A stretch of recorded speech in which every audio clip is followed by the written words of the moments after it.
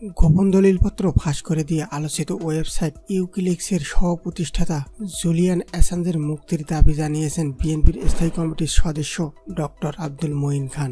শুক্রবার রাতে তার ফেসবুক অ্যাকাউন্টে দেয়া এক পোস্টে তিনি এই দাবি জানান। বৃহস্পতিবার লন্ডনের ইকুয়েডর দূতাবাস থেকে গ্রেপ্তার করা হয় অ্যাসাঞ্জকে। জুলিয়ান অ্যাসাঞ্জের মুক্তির দাবি জানিয়ে ডক্টর আব্দুল মঈন খান তার ফেসবুক ওয়ালে লেখেন, জুলিয়ান অ্যাসাঞ্জ আমার দায়িত্ব পালন সম্পর্কিত অত্যন্ত গুরুত্বপূর্ণ একটি রাষ্ট্রীয় সংবেদনশীল তথ্য ও প্রকাশ করে দিয়েছিলেন, কিন্তু তা সত্ত্বেও তার আপোষের নীতির প্রতি শ্রদ্ধা জানাই ও অবিলম্বে তার মুক্তি কামনা করি। অ্যাসাঞ্জের পুরনো একটি ছবি ও আটকের পরের একটি ছবি পোস্ট করে মঈন খান জানান, এই ছবি দুটির মধ্যে পার্থক্য 7 বছর। এই 7 বছর কেমন বিদ্যুতে পরিণত হয়েছেন তিনি।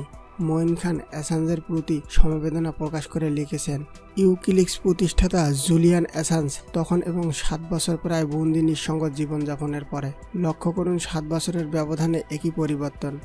মাত্র 47 বছর বয়সে মনে হচ্ছে 67 বছর বয়সের বৃদ্ধ। তিনি আরও লিখেছেন, কথা বলার স্বাধীনতা ও সত্য প্রকাশের এক সাহসী সৈনিককে আধুনিক রাষ্ট্র ব্যবস্থার নিজের অন্যায়কে ঢাকার জন্য নিরাপত্তার অজুহাত দিয়ে কিভাবে প্রায় নিঃশেষ করে দিয়েছে।